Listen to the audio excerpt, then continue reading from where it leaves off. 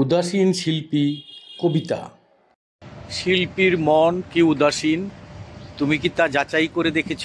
প্রকৃতির সাথে মিলিয়ে যখন ছবি আঁকে, তুমি কি তাহা মনের গভীরে নিয়ে তোমার লেখনীতে তাহা তুমি অনুধাবন করে প্রকাশ করিতে পেরেছ?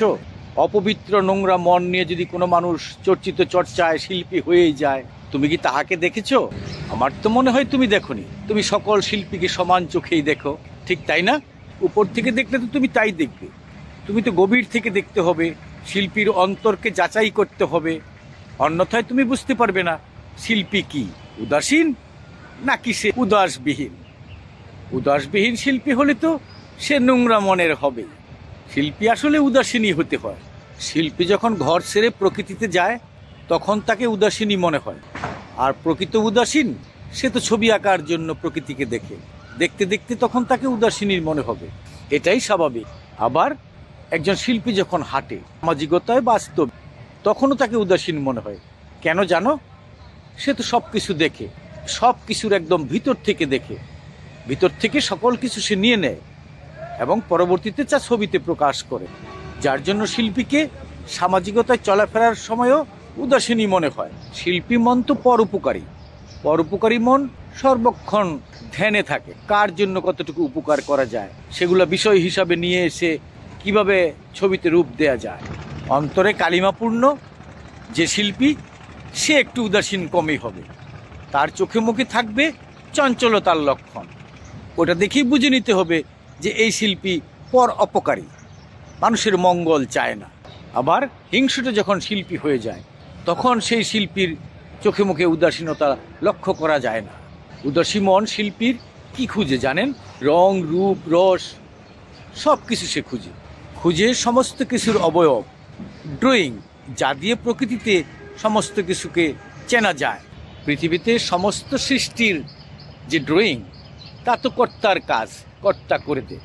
আবার সেখানে হাত দিয়ে শিল্পী ড্রয়িং বদলিয়ে ফেলে, সেটাই তো বিমূর্ত শিল্পকলা।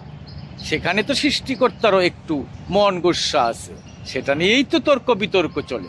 উদাসীন না হলে তো সেখানেও বিচরণ করা যায় না, সেটা তো অনেক কঠিন বিষয়। উদাসীন হয়েই সেখানে ঢুকে সেখানে বিচরণ করে সৃষ্টি করে শিল্পীরা, সেটাও কর্তার থেকে নিয়েই।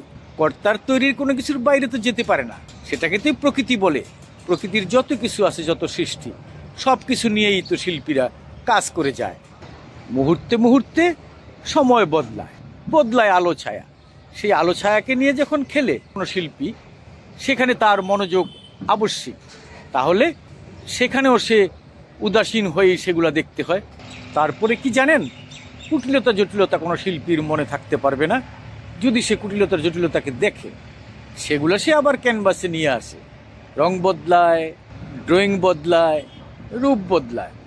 এই রূপ বদলানো অনেক কঠিন কাজ। যে এগুলা করবে তার অন্তর ভালো হতে হবে, অন্যথায় সে নিজে জটিল, আঁকলো জটিল, সেটা হবে না।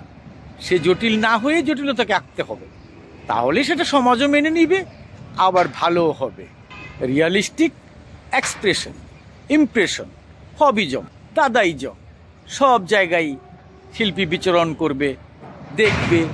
যেগুলো আবিষ্কার হয়ে গেছে সেগুলো দেখবে, সেখানে বিচরণ করবে, তারপর নতুন জায়গায় যাবে। এত সহজ না।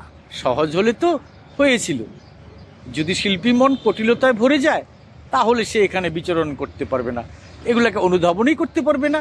সে আঁকবে কিভাবে আবার সমাজকে নতুন দিবে? তাই তো শিল্পী উদাসীন।